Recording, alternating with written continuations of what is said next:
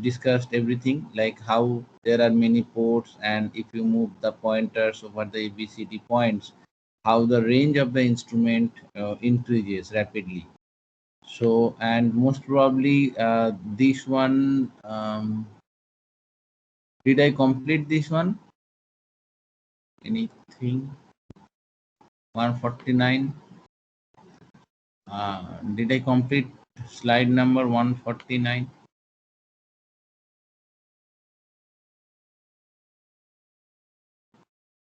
Yes or no? I forget actually. If you could tell yes or no, this calculation.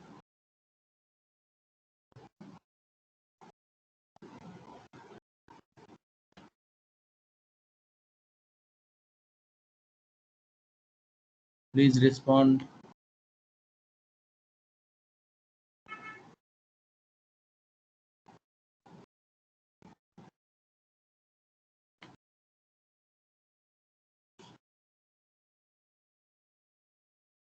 Oh, you will not respond. Very good. I will not proceed.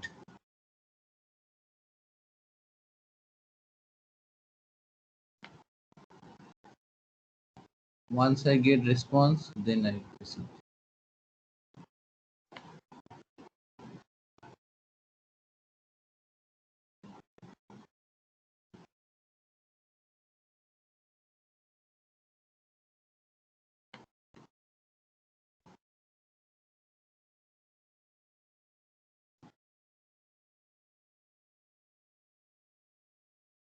Okay, actually, I forgot that whether I have discussed this maths thing or not. I remember that Newton shunt I discussed. So let's do it again. 5 minutes it will take. So here, if you see, if you have any Ariton universal shunt, so there will be a galvanometer whose resistance is shown by Rg, and there are various ports like you can see A, B, C, D, and you have the resistance of R, SH, R3, R2, I1, R1, and the current flows through the galvanometer is IGB. So the concept is, suppose I current is coming which is inside the range of the galvanometer. Suppose the galvanometer can pass say 0 to 100 milliampere current or 0 to 10 milliampere current. So in such a cases, if the current is within the range of that, then you can keep it on the A, so that almost all the current passes to the galvanometer. Now suppose the range of the current through coming from the circuit I increases, then you have to shift to a new resistance which is a point B, and then which is 0.1 times of it, and C is 0.01 times, D is 0.001 times. Now, if you see that IGA, that means the current passing, this one, you see that IGA, the current passing to the galvanometer, if the pointer is at the position A, so that will be the shunt law. So I is the total current, RS. So one path it will be RS plus RG, and another path it will be one path it will be RS, another path will be the RG. So you see that RSH divided by RSH plus RG. Now, when the contact is at B, then there are two paths. So one path consists of RSH minus R3 plus Rg. Another path consists of the ratio R3, resistance R3. So if you do it and make it the IGB, what will the current flowing through the galvanometer? So this will be I multiplied by R3 divided by R3 plus another path RSH minus R3 plus Rg. Now here you see R3 will cancel out, so we'll get IGB equals to R3 by RSH plus RG into I. Now if we take the ratio IGB by IGA, you see that RSH plus RG will cancel out, so we'll get the ratio of R3 by RSH. Now if we could make the ratio R3 by RSH as 0.1, So IGB by IGA will be 0.1. That means IGB will be 0.1 times IGA. That means when you keep the pointer at the point B, then IGB will be the 0.1 times multiplied by the your circuit current I. So if you see that, similarly we could make R2, you see the R2 and R1. So similarly we could make R2 by RSH 0.001 and then R1 by RSH as 0.0001. So suppose if your current is 100 milliampere and your range is 10 milliampere, then you keep the slider at the point B so that only 10 milliampere current will pass. Now if your input is 1000 milliampere or 1 ampere and your current passed through the galvanometer is 10 milliampere, still the same galvanometer, then you need to keep your position at the point C. Similarly, you need to position at the point D when you want the current ratio or the fraction of the current, main current, circuit current passed through the RG is 0.001. So from this thing you see that the shunt mechanism can be implemented to measure the high value of currents, and there is as such no issues. Only the specific amount of current will pass through the galvanometer, rest of the current will pass through the shunt. So you will get the actual measurements.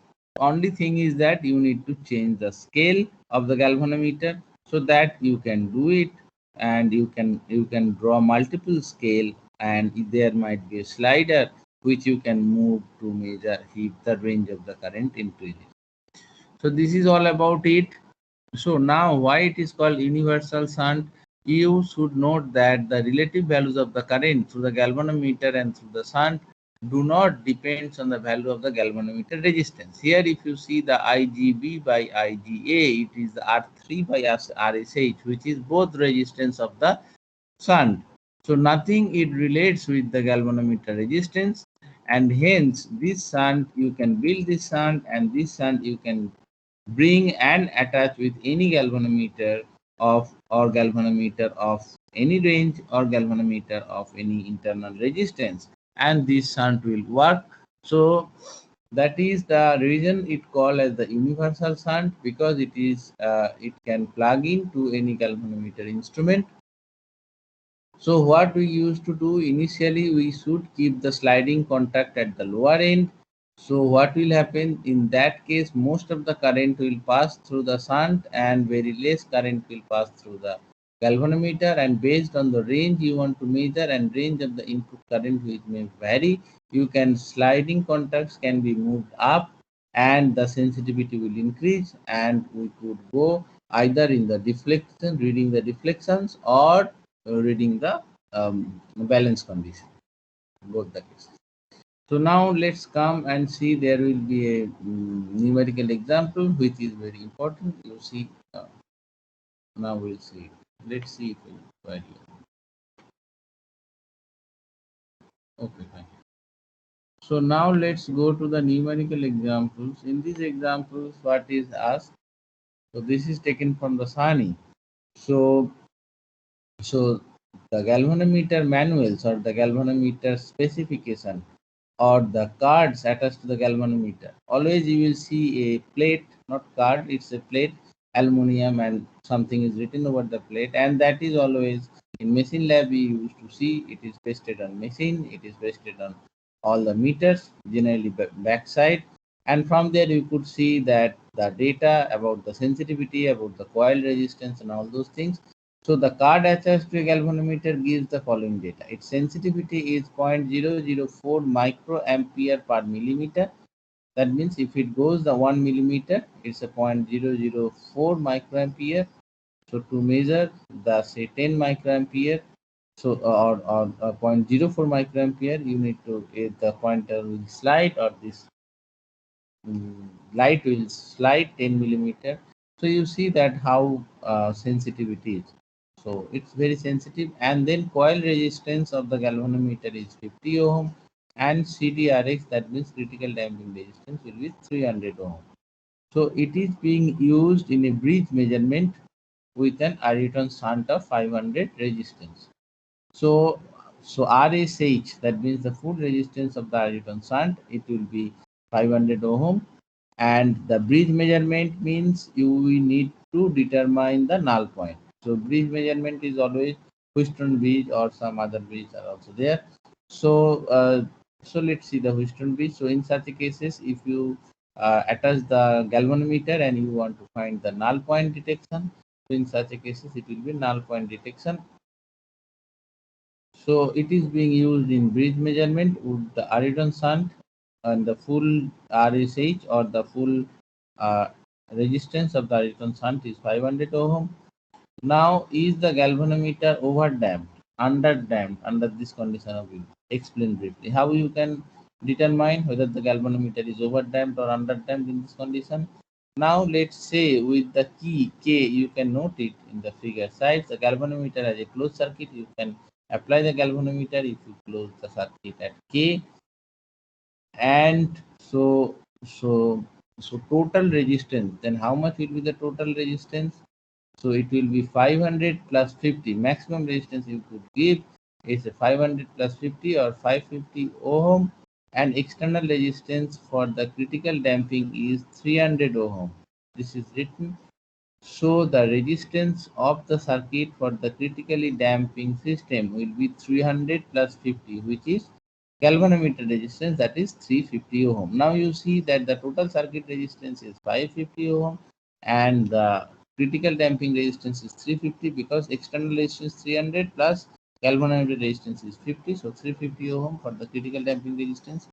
Now you see that the total resistance is more than the critical damping resistance. So the damping effect is large if the resistance of the galvanometer is small, and damping effect is small if the resistance of the galvanometer is high.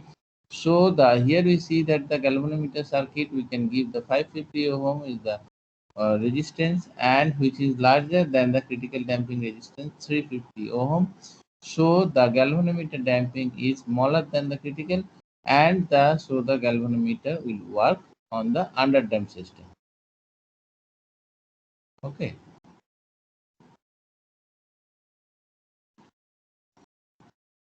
Now we use the shunt at maximum setting, means that the whole of the resistance of the shunt is the parallel with the galvanometer. So what we could do? Therefore, the sliding contact of the shunt as per this will be at A. So for the maximum setting, so suppose that the suppose I microampere is the total circuit current, and IGA is the current to the galvanometer. So as we know that the IGA will be I into RSH by RSH plus RG.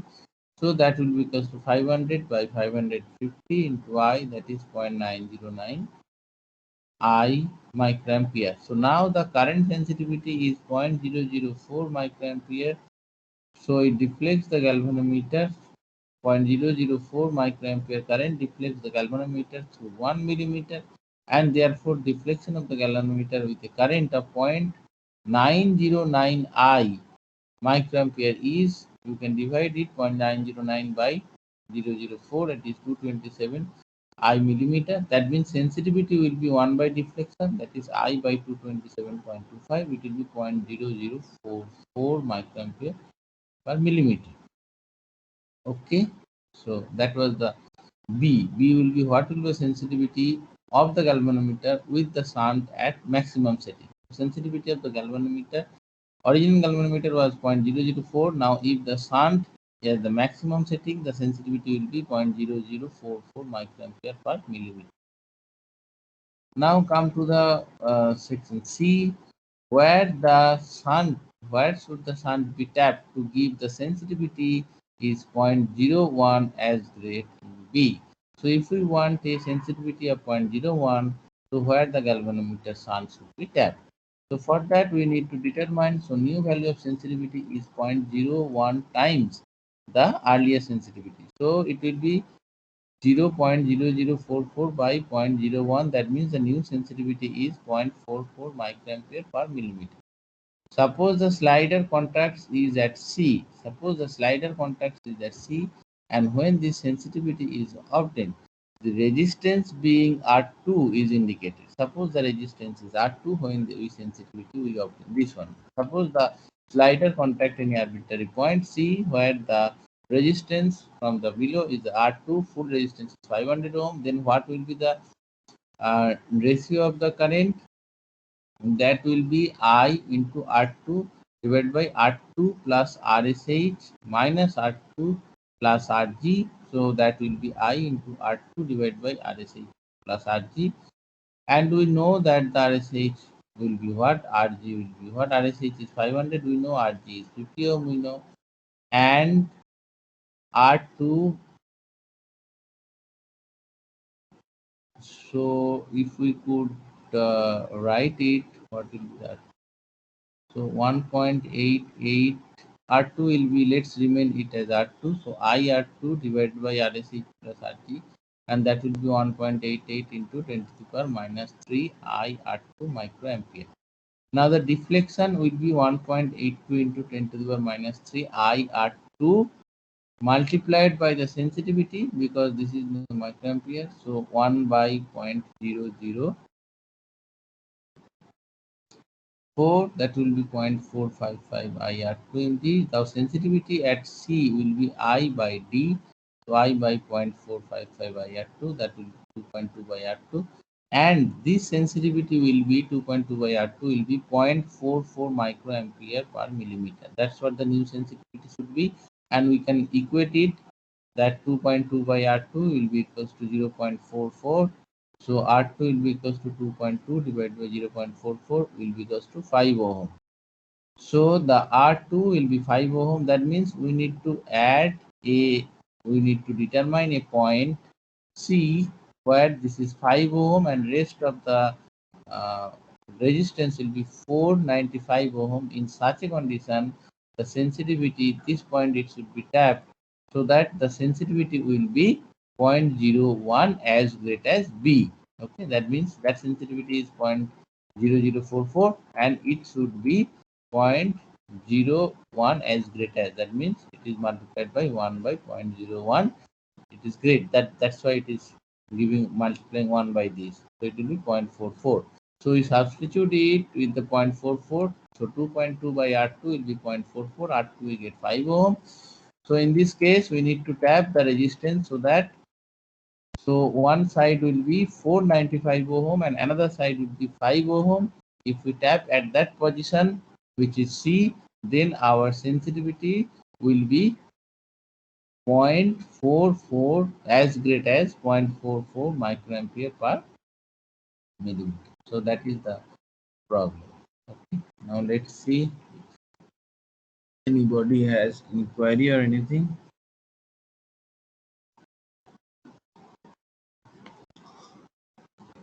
Okay.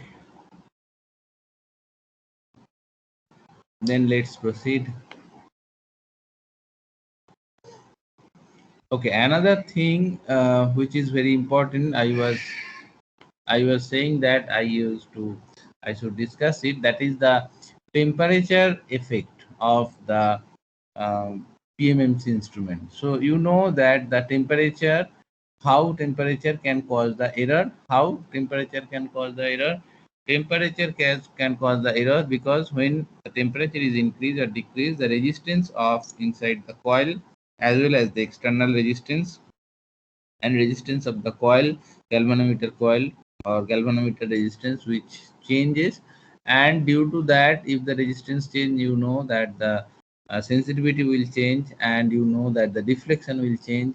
So suppose in some cold condition you measure the same current as some milliampere or microampere, and then when it is on the hot condition, all the resistance changes, the resistance of the galvanometer also changes, and then you measure the same circuit current as a different. So we need to think about the temperature correction. So we need to do some correction so that the temperature effect on the galvanometer can be minimized or can be nullified.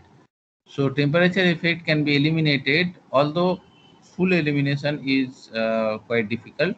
So now temperature effect can be eliminated when the shunt and the moving coil are made of the same material and kept at the same temperature. So you see there is a shunt resistance RSH, there is a moving coil resistance, that means galvanometer resistance RM.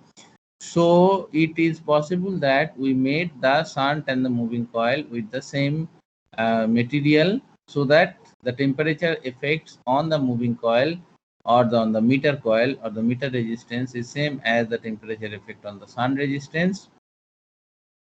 Okay, so same, so it is made in the same material, so the uh, both the cases, the change in temperature, change in resistance due to change in temperature is same. Although this method is not very much satisfactory in practice, because um, practice as the temperature of the two parts are not likely to change at the same rate. So an additional disadvantage of using the copper shunt is that they are likely to be very bulky, as the resistance of the copper is very small. So meter movement, generally the galvanometer uh, coils are made of copper and insulated copper. Insulated does not mean that it has a huge plastic cap.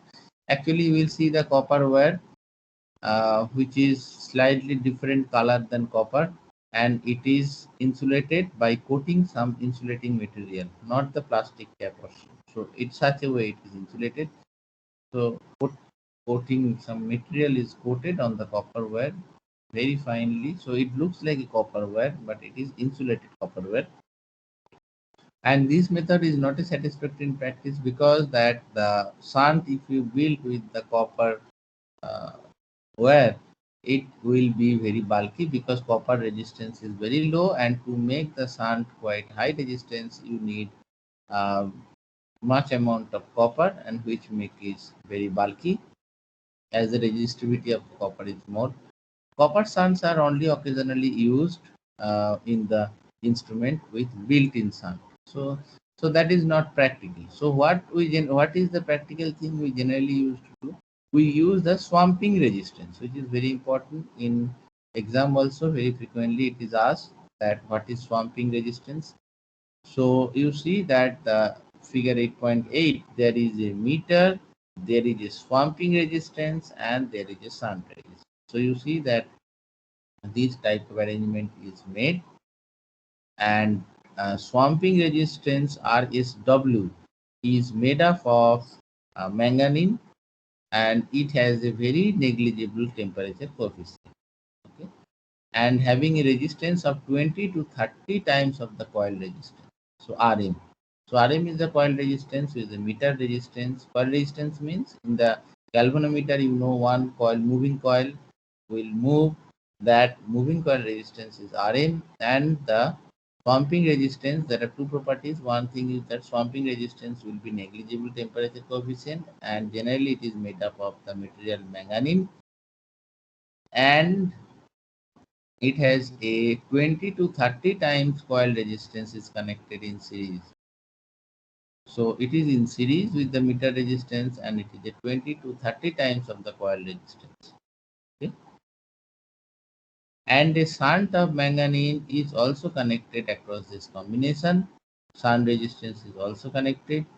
So the since copper forms a very small fraction of the series. So here you see there are the three resistance. What is meter resistance, which is made up of copper. Another is swamping resistance, which is made up of manganese. And another is shunt resistance, which is also consists of manganese.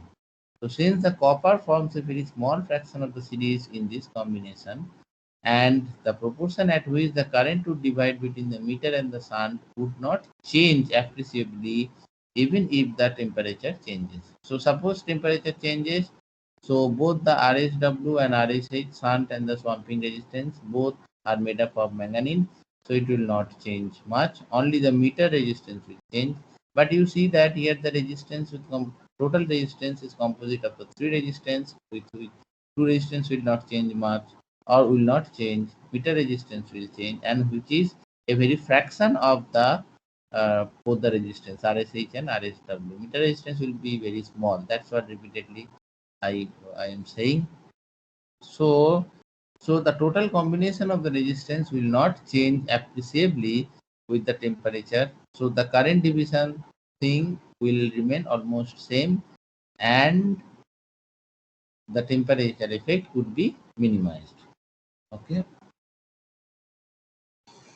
So hope you understood. So once again, I am trying to summarize. First thing is that we have a meter resistance, and meter is made up of coil. So coil has a uh, huge temperature coefficient, so it changes its resistance.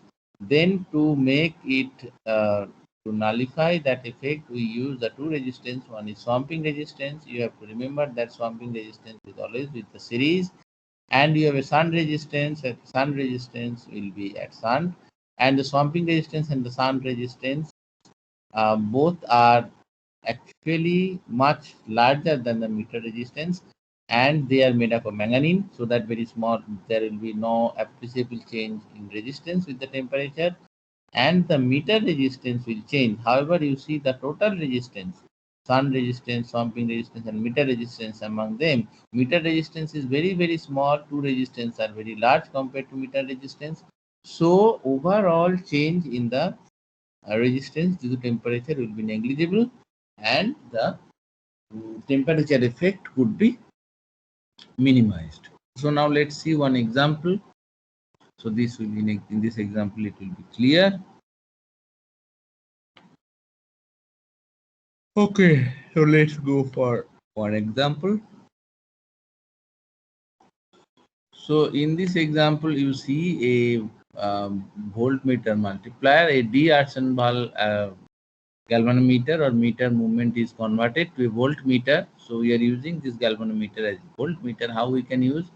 We know that in series we have to apply a large amount of resistance so that the small current comes inside the um, galvanometer, and that series resistance generally in electrical engineering it is called the multiplier. So we need to add a multiplier in series is in multiplier, so we need to add a multiplier with the galvanometer so that the small amount of current passes through the galvanometer as it is desired, because it is a very sensitive large amount of current it cannot handle, and as a result it will deflect, and the calibration is made in terms of voltage so that it gives the voltage reading or the voltage drop reading. So now let's see this multiplier, what it does. The multiplier, that means series resistance with the galvanometer, uh, it limits the current through the galvanometer. It limits the current so that the current will be very less through the galvanometer, and it will be in range which this galvanometer can sustain, and it will not exceed the full value of the full scale of the deflection, and thus prevent the galvanometer for being damaged.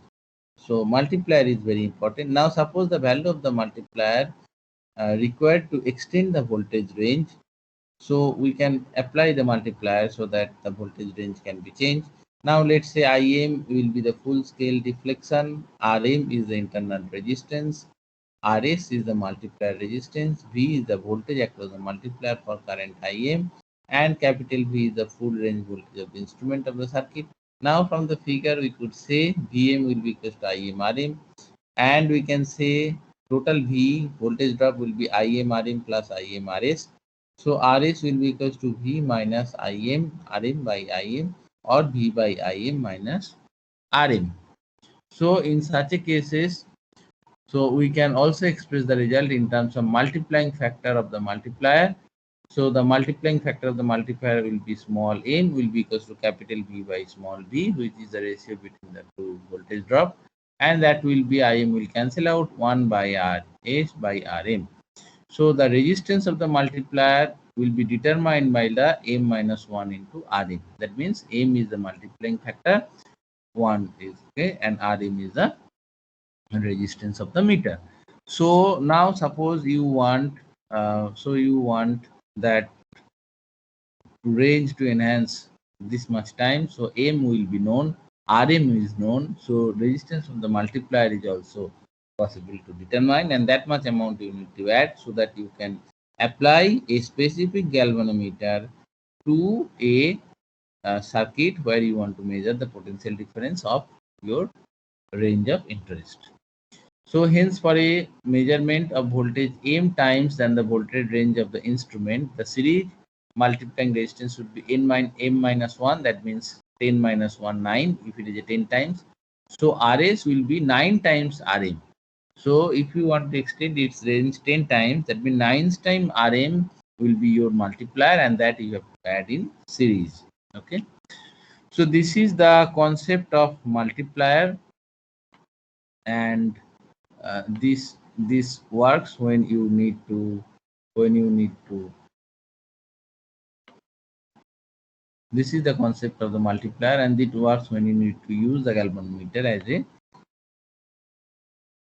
potential, as a voltmeter. So multiplier is required, and how much resistance you need, that will be decided by this factor m.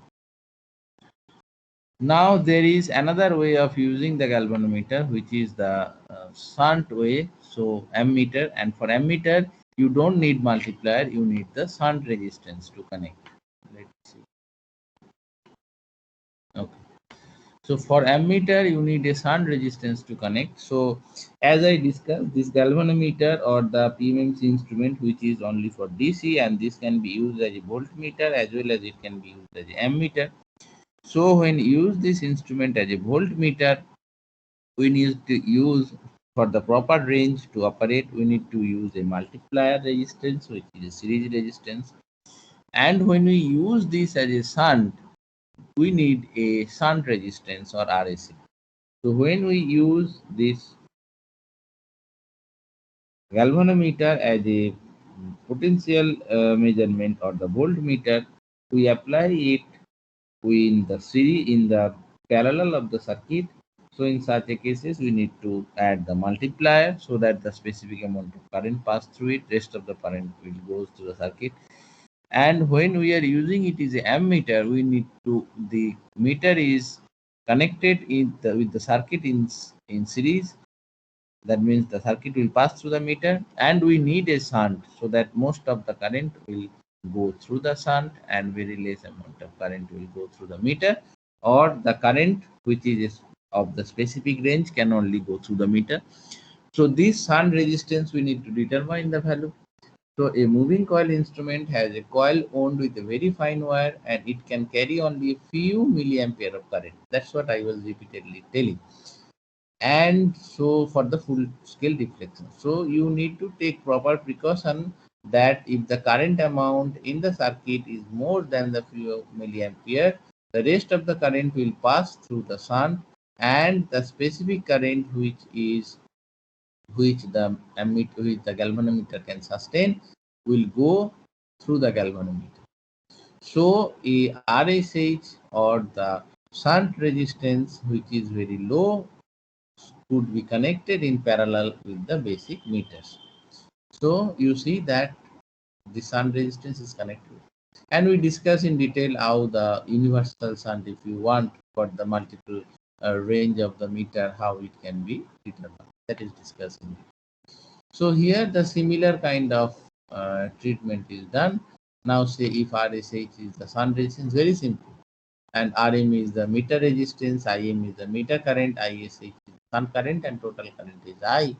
So if this happens, so the voltage drop across the shunt will be ISH RSH, and voltage drop across the meter will be IM RM, both will be same, and I will be the combination of ISH plus IM. So from there ISH will be I minus IM, we can write, and then RSH would be written as IM by ISH into RM, and RSH can be written as IM by I minus IM into RM. Now we can tell that the ratio of the total current will be I by IM, which will be M. So we can write it that small m will be equals to, instead of I by Rm, and from there we can write it 1 plus Rm by Rsh. So Rsh will be Rm by m minus 1. So in this way, if we know the Rm, that means the meter resistance, if we know the ratio uh, at which the current will be uh, divided, So we can calculate the RSH very simple. But this is not for multi ranges.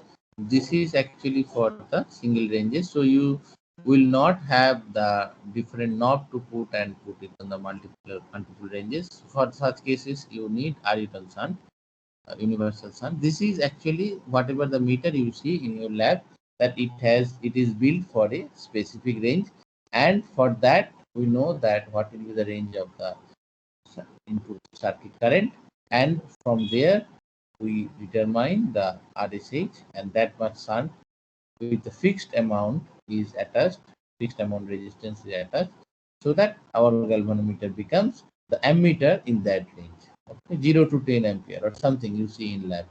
But inside 10 ampere does not go. Very simple, very small amount of current, say 10 milliampere or 1 milliampere can go. And rest of the current will pass in the shunt, and that shunt is built inside the meter and keep inside the meter, so that this meter becomes a specific range. And you see that in your machine lab, there are many meters for the different range. Maybe they are using the same galvanometer, but the shunt resistance they only change, and then the meter range changes, and you take the meter and apply it on the series to measure the current of your circuit based on the current range in your circuit. So this is all about the multiplier and the shunt, which is very essential and inbuilt inside the meter. And when you see that a multimeter, that means you can you can measure the multiple range of current or voltage. Then you know that there will be a Arieton shunt in it. Okay, so otherwise it's a simple multiplier or shunt. Fine. Let's see if there is any query.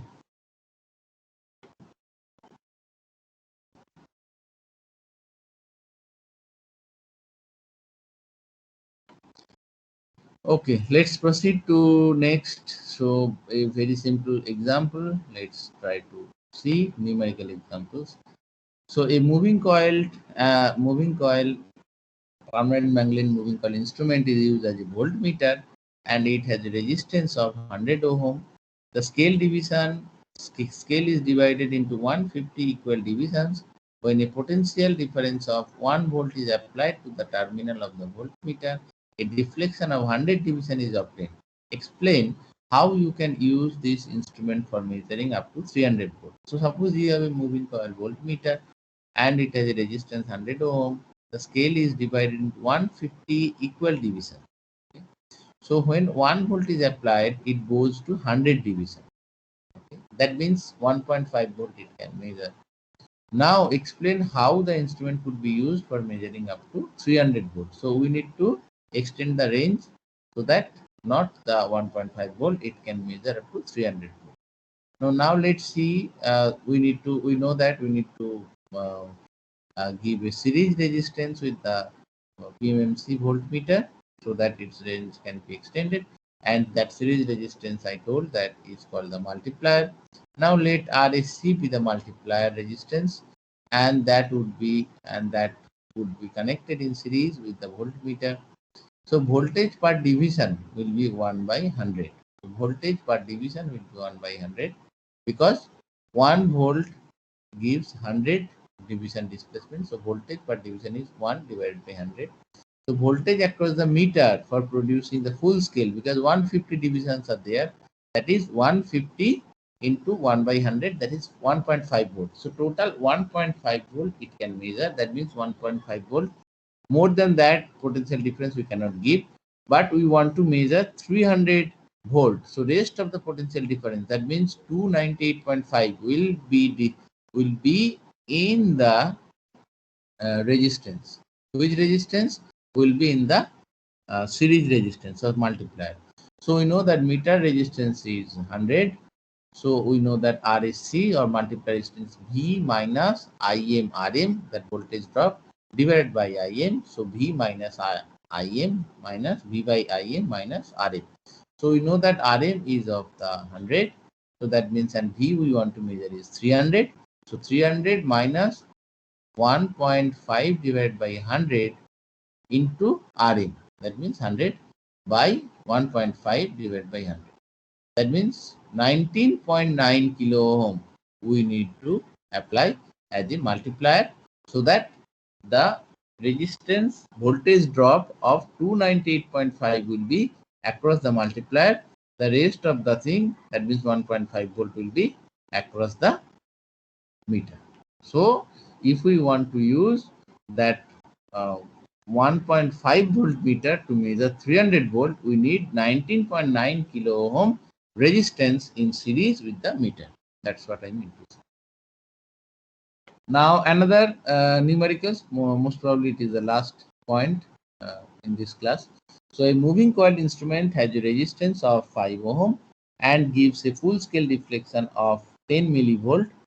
Show how the instrument may be used to voltage up to 50 volt or current up to 10 ampere. So now here the moving coil instrument RM is the 5 ohm, 5 ohm is the resistance, and it gives a full scale deflection of 10 millivolt. When it deflects full scale, it gives a 10 millivolt. With the 10 millivolt, it can deflect the full scale. Now, how we can use this instrument to measure a voltage of 50 volt or a current of 10 ampere?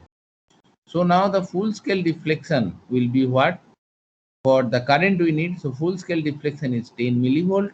So 10 millivolt into means 10 volt, 10 into 10 to the minus 3 divided by 5, that means it's a 2 milliampere. That much current will pass through it. So maximum current this meter can handle is 2 milliampere. That's what I was telling, that it's very small in order of milliampere, few milliamperes only, 210 like that.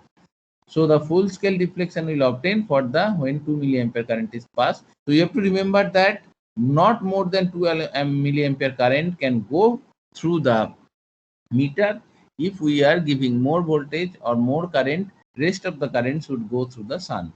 So for measuring the voltage up to 50 volt, we need to connect a multiplier resistance. What will be that? So RSC will be M minus 1 into RM. That's what we have seen. M is the voltage ratio. You can use the formula. You can derive it. It's very simple. Few lines. Just voltage potential difference equate we need to do. So M is V by Vm. What is V? V is the 50 volt, and what is Vm? Vm is the 10 millivolt. That means 10 into 10 to the power minus 3. So 50 divided by 10 into 10 to the power minus 3 minus 1, which is into 5. That means RM. RM is 5 ohm. So that is 24995. That means 24.995 kilo ohm, almost 25 kilo ohm. So 25 kilo ohm you need to apply so that it will act as a voltage measuring device of 50 volt. Now if we want to use this as a voltage measuring current measuring device of 10 ampere, what we need? We need to use a shunt. That shunt should pass the, it is a 2 milliampere. That means shunt should pass the 10 ampere minus 2 ampere 2 milliampere current, and only 2 milliampere current should go through this meter. So we know that RSH equals to Rm by M minus 1. So M is I by Im, which is 10 divided by 2 into 10 to the minus 3, and which is 5 into 10 to the power 3. So RSH will be equals to 5 divided by Rm is 5. M will be equals to 5 into 10 to the power, not minus 3. It is written wrongly. 5 into 10 to the power 3 minus 1, and that will be 1.002 into 10 to the power minus 3 ohm. That means almost 1 milli ohm. That much small amount of resistance you need to add there, so that the only 2 milliampere current pass through the voltmeter, pass through the ammeter or the galvanometer. Rest of the current pass through the shunt, and we get the full scale reading of 10 ampere through this meter. So that is all about it. Let's see if you have any query or not. Okay, so you don't have any query, so it is fine, because this chapter, these calculations are very simple, but it may come repeatedly in different vivas in your placement and many places, because this is very basic and of the meters.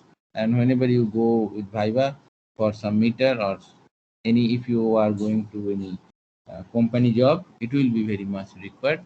But I don't know how many of you will go to company job or the departmental job. Anyway, so today we will not go further. The next class we will start moving iron instrument, which is also very important, and then transfer instrument. So these three instruments we will read. So moving iron instrument in next class we will start. So and next class will be tomorrow. Tomorrow what time the class is? I forget. 10 to 11 or 9 to 10. Okay, whatever it may be, you are free. So let's take it 9 to 10 a.m. tomorrow. Is that fine? Only one class, not two classes.